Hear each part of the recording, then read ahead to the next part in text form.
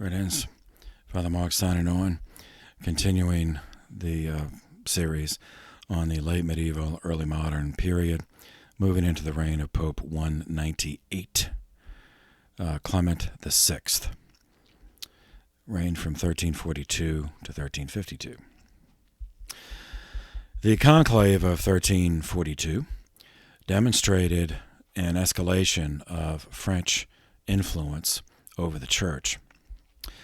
They selected a man with a wide range of experience, but all within the French Church. He was born in 1291 into the aristocracy of southern France, the province of Limousin. His baptismal name was Pierre Roger d'Eglaton. That's D''Egleton.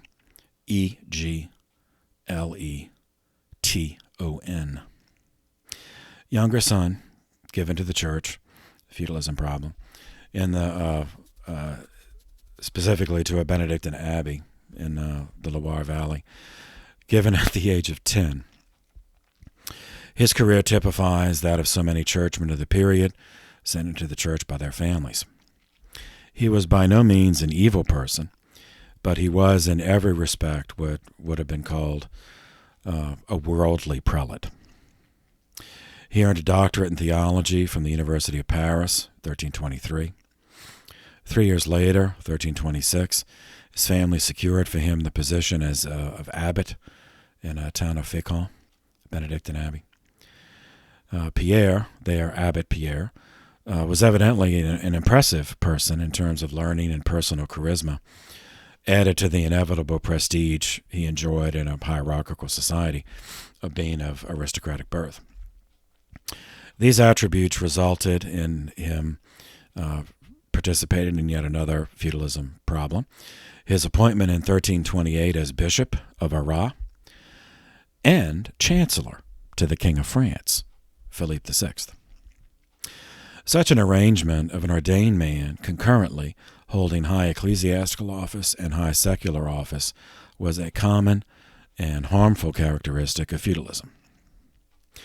The position of chancellor, that word is used, it's still used today in many different ways. In that time and place, it's from the Latin consularius, which just means man at the door, a doorman. In this case, in this period in France, the Chancellor of France was the man responsible for ensuring that royal decrees were issued with proper legal terminology before receiving the royal seal. Whereas in English usage, they actually had a position, the Lord Privy Seal, the one who would do that.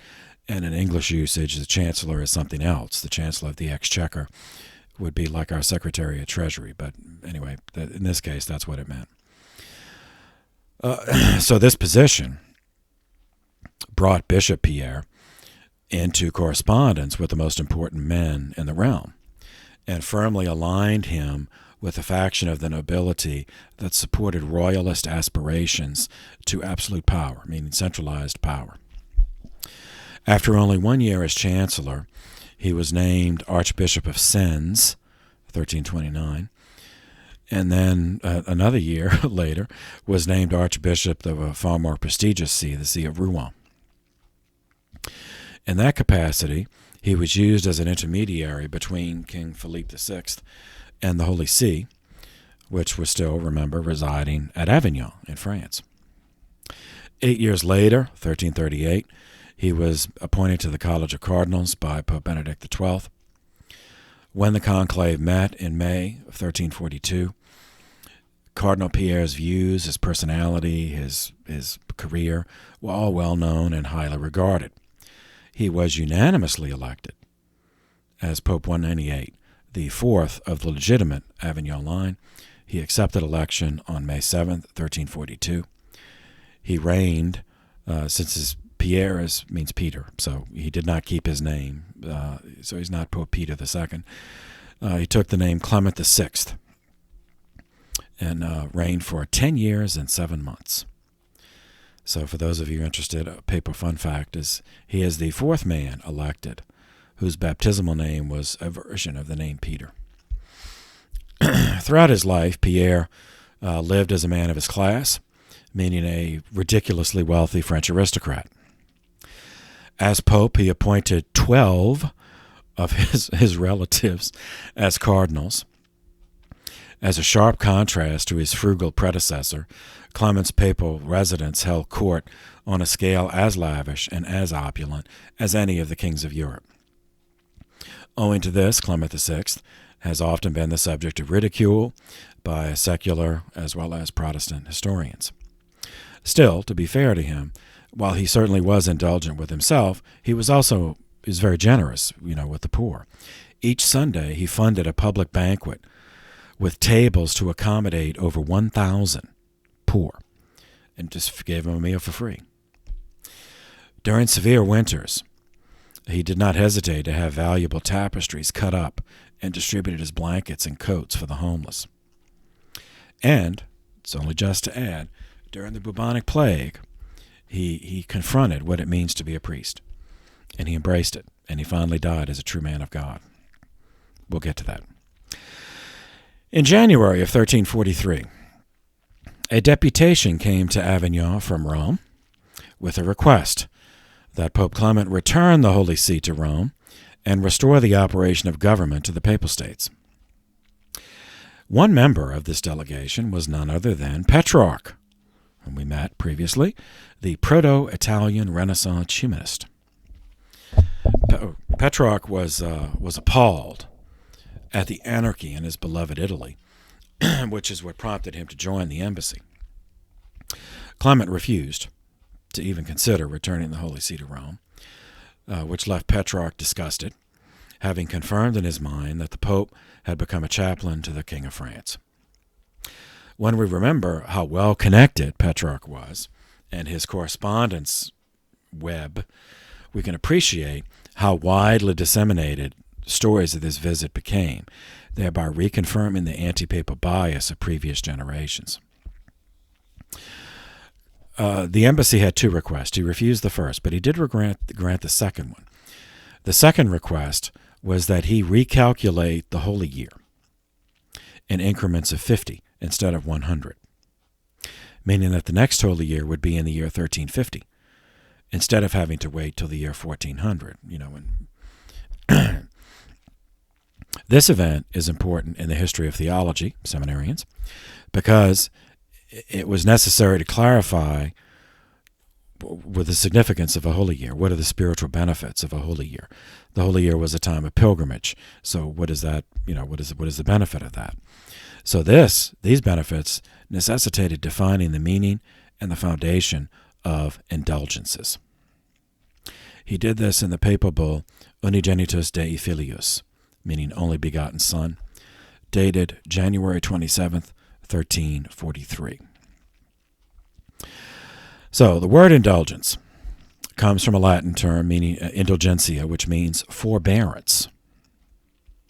Theologically, an indulgence is defined as a remission before God of the temporal punishment due to sins whose guilt has already been forgiven, which the faithful Christian, who is duly disposed, gains under certain prescribed conditions through the action of the Church, which, as the minister of redemption, dispenses and applies with authority the treasury of the satisfaction of Christ and the saints. End quote. Now that's from the Current Catechism, number 1471. So to translate this into pastoral practice, there are 4 conditions necessary for an indulgence to be valid and licit. First, worthy confession.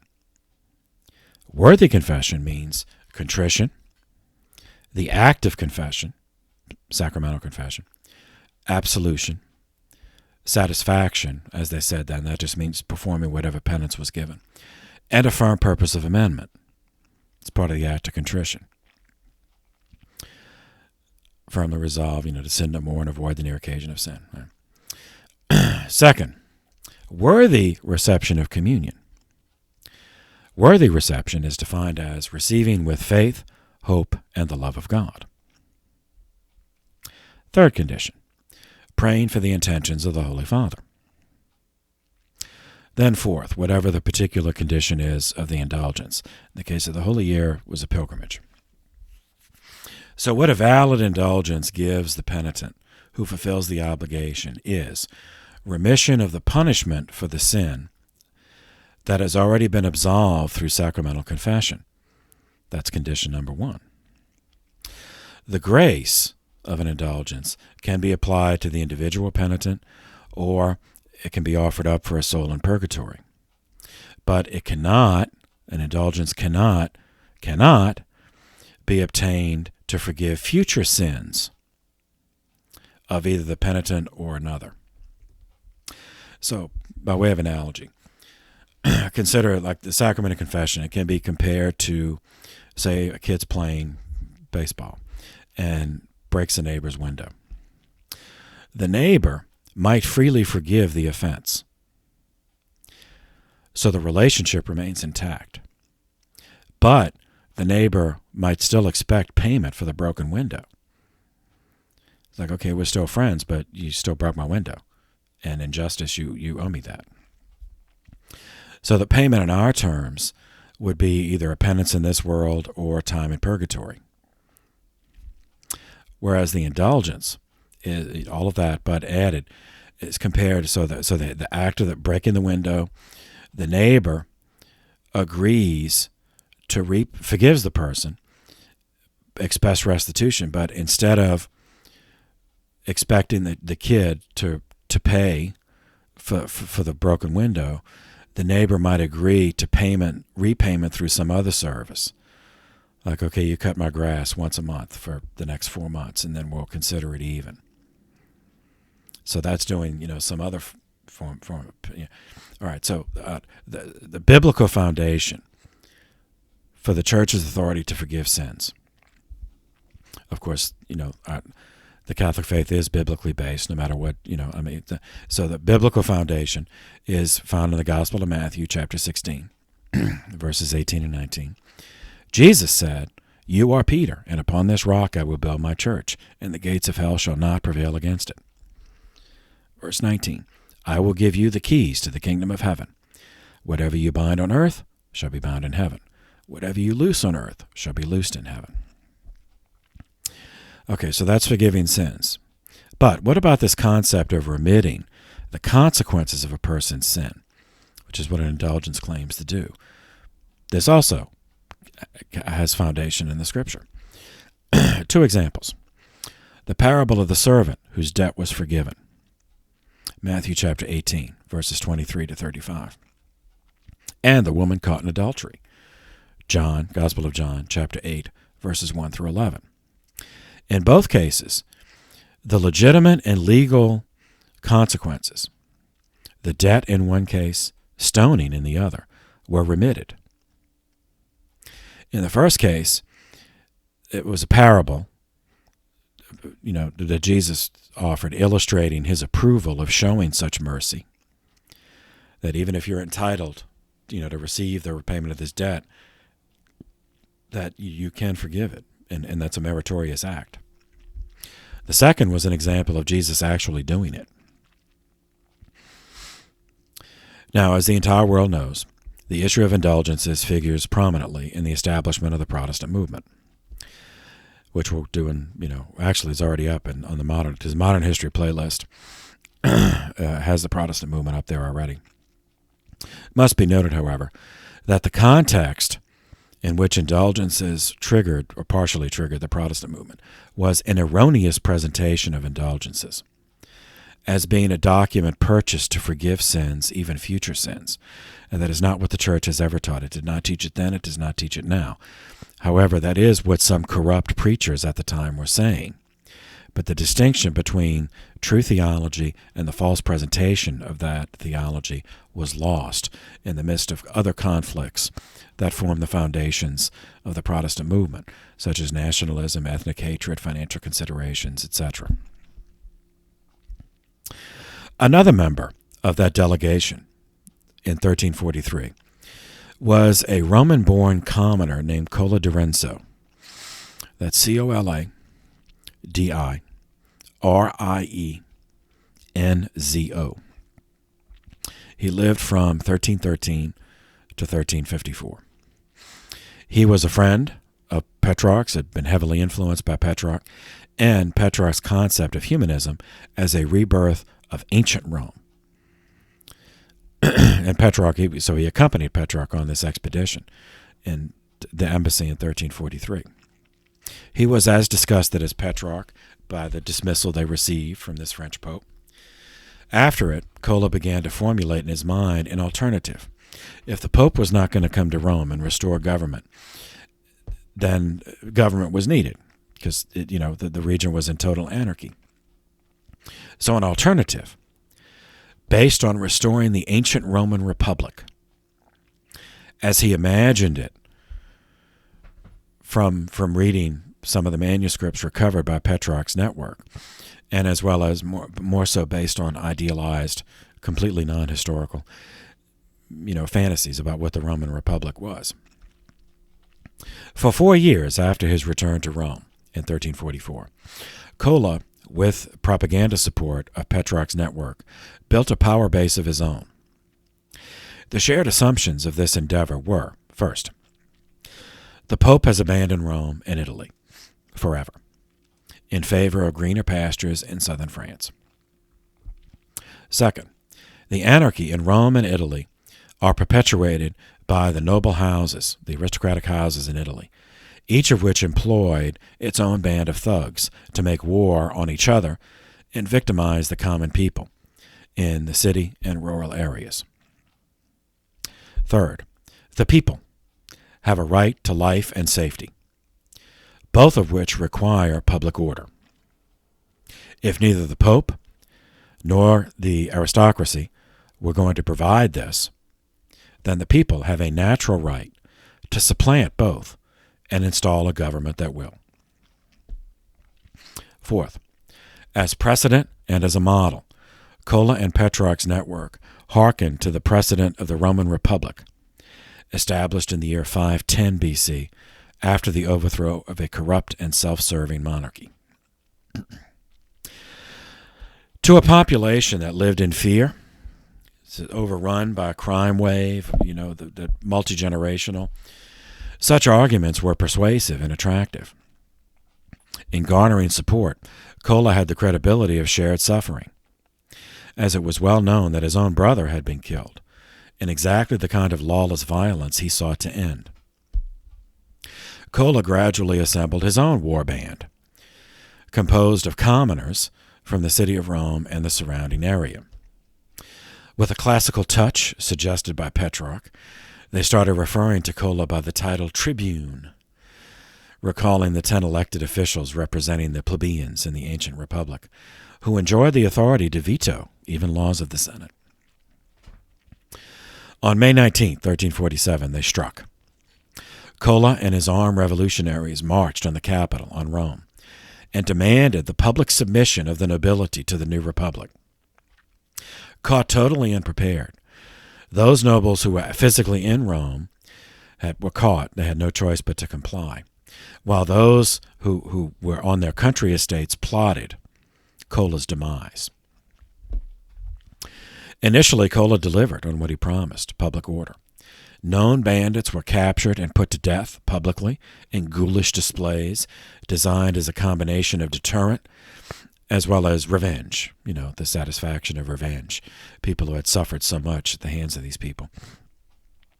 With each such execution, however, remember the Italian ethos of the day, the vendetta, with each such execution, Cola incurred on himself vendetta from the families involved. In July of 1347, Cola took the step of declaring that the people had been failed by both the temporal and ecclesiastical establishments. Therefore, the people were asserting their natural rights as sovereigns over the Roman Empire. Cola was proclaimed dictator, and as such commanded the Holy Roman Emperor and the imperial electors to come to Rome for the crafting of an imperial federation governed from Rome by the will of the people. So here we see the political theology that William of Ockham and Marsilius of Padua initially concocted as a weapon against the Pope, being reformulated as a weapon against secular authority. This declaration consolidated opposition against Cola and enabled some of the Italian noble houses to solicit aid from foreign powers. These powers included Pope Clement VI, who declared Cola excommunicated in October. Now, Cola did not have the military power to resist once foreign mercenaries arrived to help his enemies. He fell in December, and after a time on the run, he was captured and delivered to the Pope in Avignon. He was put on trial for treason because he was born in Rome, which means in the papal state, and the Pope was monarch of the papal state, so treason against the Pope. He was found guilty and condemned to death, but the Pope did not carry out the sentence. He kept Cola in Avignon. And so we'll meet him again. We're going to meet Cola again. So let's see. His fall. He was captured in October of 1347. December. Pope Clement excommunicated him in October of 1347.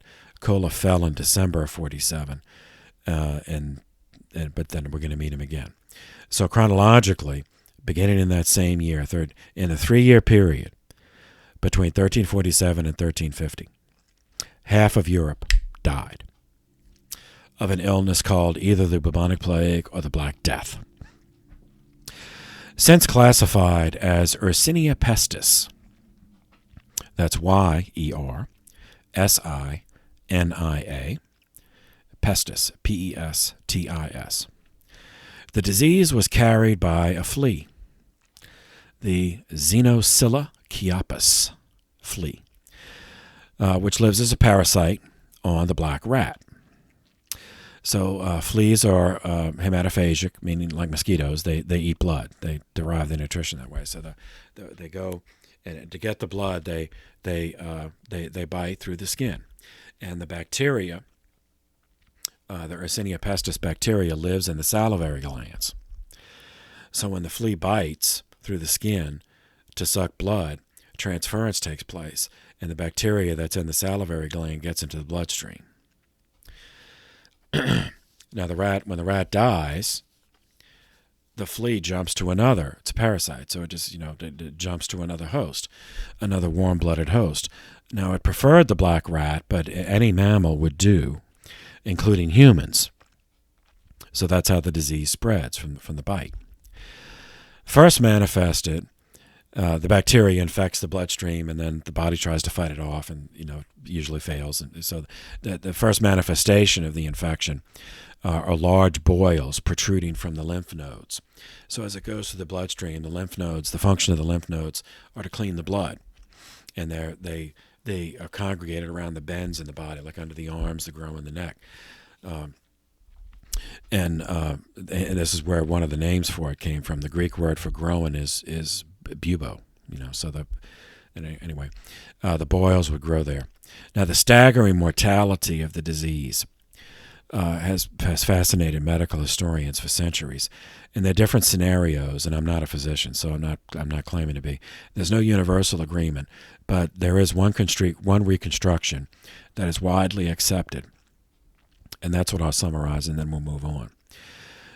The scenario to explain the mortality, how half of Europe died in 3 years, is that the plague went through 3 mutations. First, the bubonic plague proper was a disease of the lymphatic system, in which the bacteria entered the body, as we said, from the bite of the flea, and settled in the lymph nodes and reproducing, forming bacteria colonies, eating the lymph nodes, and those colonies are what cause the boil and other symptoms. As the body tries to fight it off, the fever, the sweats, and on. Now, often death would occur from high fever or from seizures before the disease ran its course. So the lymphatic version of the disease mortality rate is 70%. Second mutation was a pneumonic form, in which it spread to the lung tissue as an airborne mutation, and death would be caused by respiratory failure, fever, shock. Mortality rate from this form was around 90%. Third mutation was a septicemic form of the plague, resulted when the blood cells themselves were attacked. And this manifestation was hemorrhagic, like Ebola, with free bleeding from the bodily orifices, the eyes, the ears, nose, mouth. And mortality, well, they say it's never 100%, but the mortality rate was 99%. And this is how it ran its course. And it mutated, and in this form, it killed the host so quickly. It killed the host, and the host became debilitated before he or she could spread it, before he'd be close enough to anyone for the flea to jump and infect someone else. Now, the Black Death would periodically return until the European black rat was just outbred by the brown rat, owing in part to the black rat's susceptibility to this plague. The last reported outbreak in the early modern period was in London in 1665 and in France in 1720. Though, surprise, surprise, the postmodern world, it has returned. There's cases reported in 1995 in Madagascar and Peru, and even after the turn of the millennium, although now there are medical treatments, especially if it's caught in its first stage.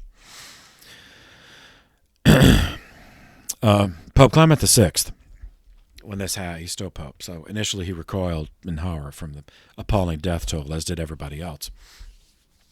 Initially, he set up a camp in his courtyard and had his camp ringed with fires day and night, and he lived inside of that to protect him. Such an arrangement gave him time to think on his life and the material preoccupation of his time and energy. After enough time thinking on this is not necessarily a pleasant endeavor. So after enough time thinking on it, he decided that if he was going to die, he would do it as a priest. He eventually left his protective fires and started ministering to the dying, bringing them last rites. And in doing so, he redeemed his life. He died a priest. Pope, obviously, but he died as doing priestly work. There were other results of the plague. One example: pogroms against Jews. So the word pogrom, P-O-G-R-O-M, it's derived from a Russian word which means to destroy. In its initial use, it is general, just means to destroy, but it is entered into discourse when it's kept in English writing. If that Russian word is kept, it specifically refers to destruction, anti-Semitic destruction, aimed specifically at attacking Jews, riots, assault, murder, theft, vandalism, arson, mass homicide. So these pogroms erupted in Europe as a hysterical population groping to find a cause and eliminate it. Well, okay, they blame the Jews. That's on a. For example, in February of 1349, 2,000 Jews were just murdered. It was mass murder in Strasbourg. It was just like some kind of psychosis that he just went nuts and started killing them. The entire Jewish communities in Mainz and Cologne were exterminated. Similar events occurred across Europe. Pope Clement VII forbade such acts, and he actually offered shelter to Jews in Avignon if they could make it there. But it was largely ignored, and civil and military authorities in Europe either participated in it or ignored the actions. And then it took advantage of it, because after they murdered the Jews, and they'd go and okay, if there's any money, anything, they would steal from them. A second result of the plague was the radical, historic, history-changing demographic shift.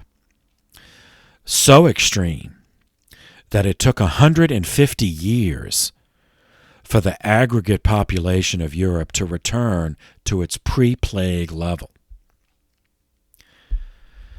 Now, there's one interpretation which argues that serfdom largely disappeared from the West as a result of the plague, because labor suddenly became scarce and therefore valuable. So workers could then demand rights of movement and greater remuneration for their labor. And, unless the Duke wants to go milk his own cows and grow his own potatoes, which he did not want to do that. So this, as the argument goes, created the nucleus of a middle class. And as the generations passed, this class accumulated disposable wealth, which they used to become literate and to form urban enclaves of educated men who would eventually demand a say in their own government.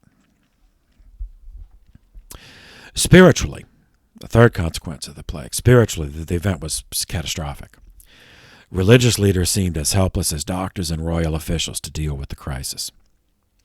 One response, spiritual response, was radical mortification. This is the flagellants, those who whipped themselves or they had other people whip them in these elaborate public processions as penance for the sins of the world that brought this plague on, into being. Now, the impulse predates the plague. The first of these displays was recorded in Perugia in 1259. But during the plague, they spontaneously spread across Europe. Clement VI condemned the practice as mutilation of the body on October 20th, 1349. But an equally long-lasting, actually more long-lasting than that, a more long-lasting spiritual effect of the plague was the creation of a new type of spirituality called the Devotio Moderna, or the new devotion. Its first exponent was a guy named Gerhard Groot, Groote, lived from 1340 to 1384. His entire life was shaped by the plague. He was born into a merchant family in Deventer, in the Netherlands, on October 16th, 1340. His formative years were spent in a cocoon of security that only wealth can provide. But at the age of 10, both his mother and father dropped dead of the plague, and it scarred him for life. At that impressionable age, he was traumatized and imbued with the certainty of the capricious nature of life and the uncertainty of our time on earth. Now, his cocoon of safety, in material terms, continued. He inherited wealth that allowed him to pursue the finest education available. He graduated from the University of Paris. He indulged in all the pleasures that leisure time and money afforded him, remembering how suddenly his parents died, taking as a young man that lesson, reasoning that all possible enjoyment must be taken each day because any day you can drop dead of the plague. This attitude abruptly changed in the year 1374, at the age of 34, when he developed a serious illness. Its identity is not known, but he believed it was the plague. He thought, okay, I'm going to die. All of his childhood fears returned. And the one thought they could not push out of his mind was that he had wasted his life. He would shortly have to account to God for his 34 years on earth, and could only tell God that he did nothing with those years but play. Much had been given to him, yet he had returned even less than those who were less fortunate. He saw the jaws of hell yawning open to consume his soul. Now, as it turned out, he recovered from the illness, but never recovered from that spiritual conviction that he had earned damnation by his self-centered existence. He interpreted his recovery as a chance from God, a second chance from God, to avoid damnation. He felt that he was living on borrowed time and had to make the most of it spiritually. So he turned his mansion into a home for indigent women and children who had been, left, whose breadwinner, so to speak, had died in the plague. And then he left. He went on an extended retreat at a Carthusian monastery near Arnhem. In 1377, he requested ordination as a deacon, which would allow him the right to preach this Devotio Moderna, this new way, this new devotion, that he developed in those 3 years of monastic silence under the spiritual direction of Carthusian monks. Now, Groot is often claimed by Protestants as a forerunner of Martin Luther. Now, there are a few aspects in which that is not a completely false statement. However, it is not completely true either, because Groot never denounced traditional Catholic devotion. He merely de-emphasized it, because Catholics worshipped in groups, and the plague could kill everyone in the group tomorrow. So why be dependent? Why construct a spiritual life that is dependent on the group? Far better, he reasoned, to build a spiritual life around an individual relationship with God, because that will continue whenever we die. Even if we do die of the plague tomorrow, that individual relationship will continue after death. Now, Groot's theology was very fatalistic, obviously, because of his milieu, and required keeping in the forefront of one's awareness the reality of death and the final judgment, waking up every morning and living each day as if death would come that night, because it could. This frame of mind, this aspect of spirituality, this spiritual practice, is called the memento mori, remember death. Not to be morbid, not to be suicidal. In fact, the exact opposite is in order to make the most of life. And so, in artwork, you start seeing in this period, in artwork, a portrait of somebody. If they're in their room, there'll be a skull there. Now that it looks morbid, but it's not. It's to remind, yes, one day that is going to be me. No matter, even Jesus died. So, yes, I'm going to die. I am going to die. There is no one gets out alive. So, and it could happen tonight. It could happen in 5 minutes. So, let my every word and act be the word and act of a person who might die today. This Devotio Moderna, this is grossly oversimplified, so apologies, but, to simplify, the Devotio Moderna had 5 components. First, the person of Jesus, coming to know Jesus as he was on earth, including all the horrific details of the suffering and death. And the purpose of this is to attune oneself to the futility of resisting suffering. Since even Jesus had to endure suffering, and he had the power to not endure suffering, but even he endured it, so there's no way we're going to get out of it. So just remove that,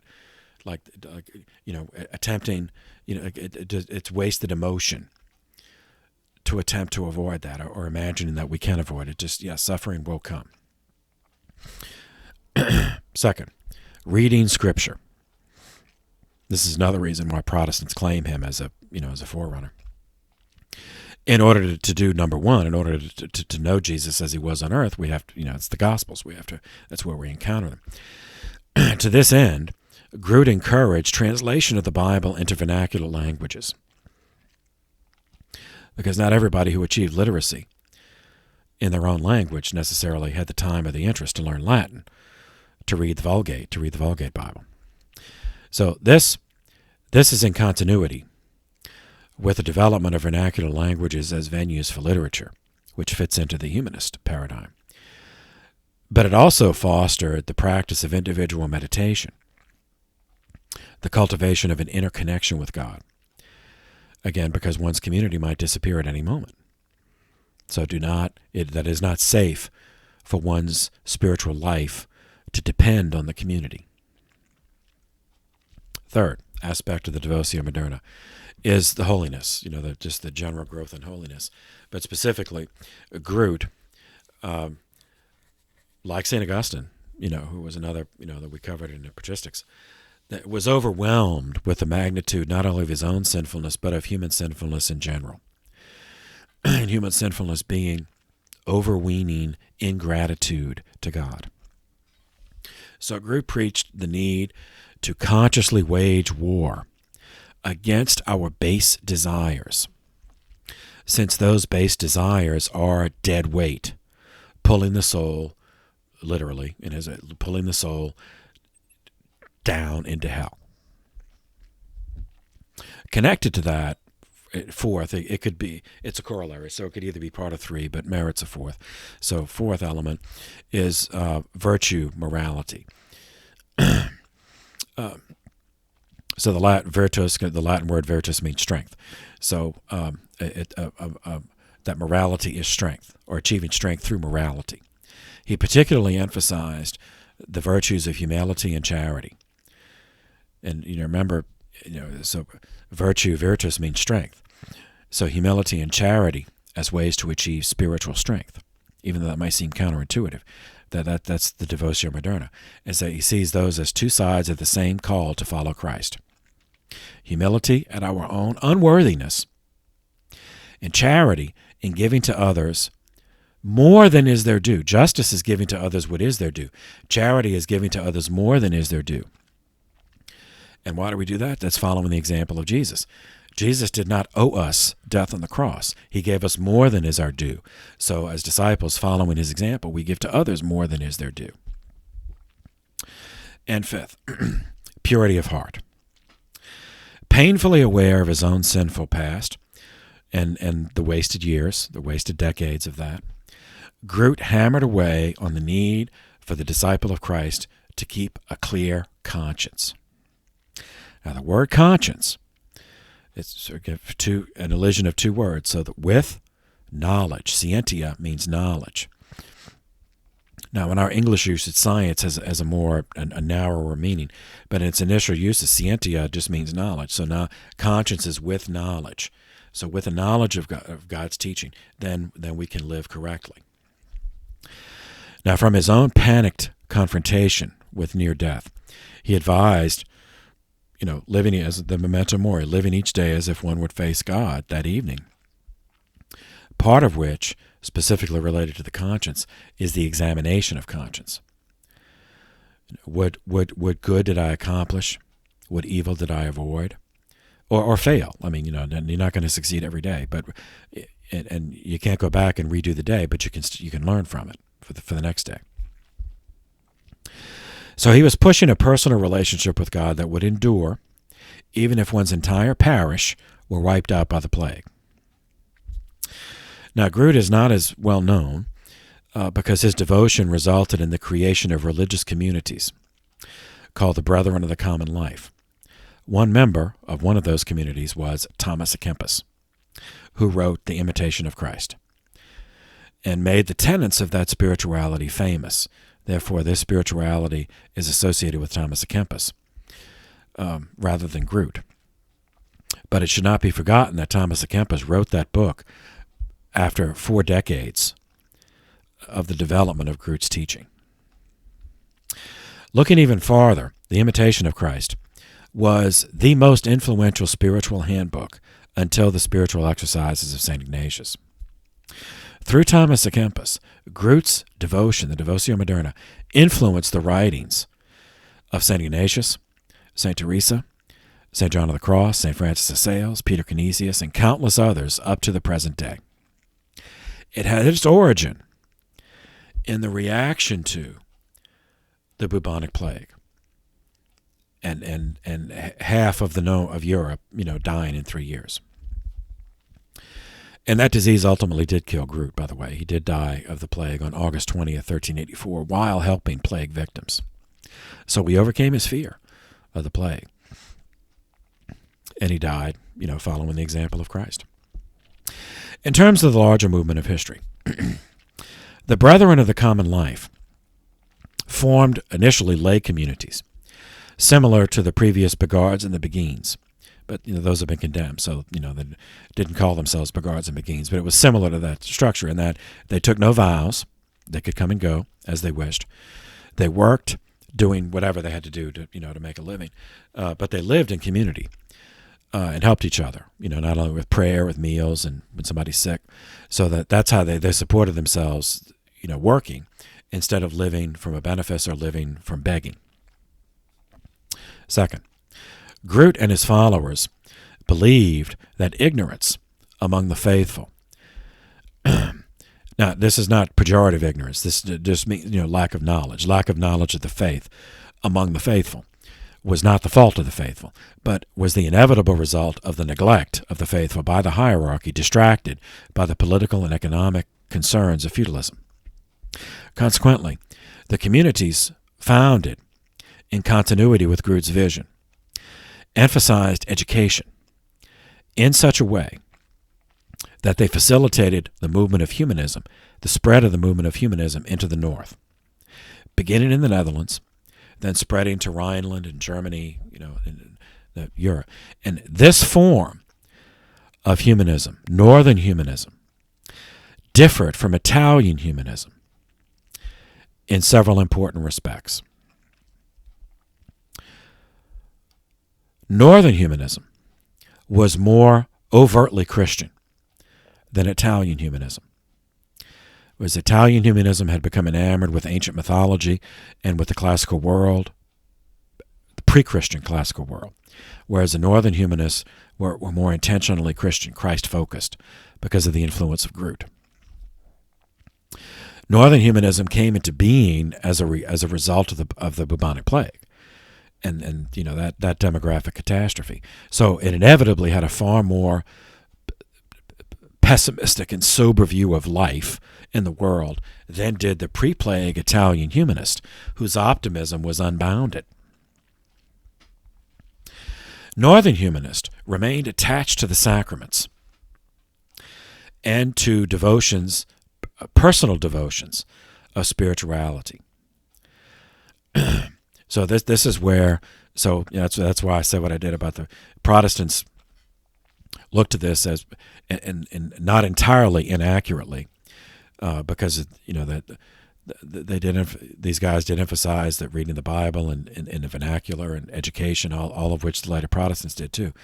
But the Northern humanists were not proto-Protestants completely, because in terms of their theology, they never questioned the theology of the sacraments.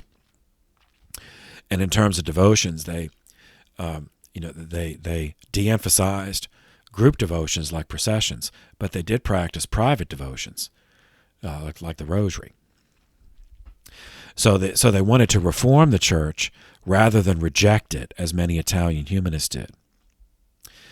Now, reform for the Northern humanist in this period meant moral reform of the hierarchy, not doctrinal changes. In terms of education and cultural formation, Northern humanism incorporated both the Italian humanist interest in recovering accurate ancient Greek and Latin text, as well as the humanist interest in promoting vernacular languages as legitimate tools of literature and theology. The result was that Northern humanists devoted their ancient language study to original text of the Bible and their vernacular writing to spiritual theology, like the Imitation of Christ. By the time the Protestant movement began, the Brethren of the Common Life and Northern humanism had been developing for nearly 150 years. As an indication of how significant they were, their school in Deventer alone had 2,000 students. So this movement shaped an intellectual and cultural atmosphere that was precariously balanced, but which would inevitably be divided by the Protestant movement. So there's some elements of it that certainly were taken over by the Protestants, but there are others that did not. So that's how you have some humanists, Northern humanists, became Protestants, whereas other humanists like Thomas More not only remained Catholic but actually died for the faith.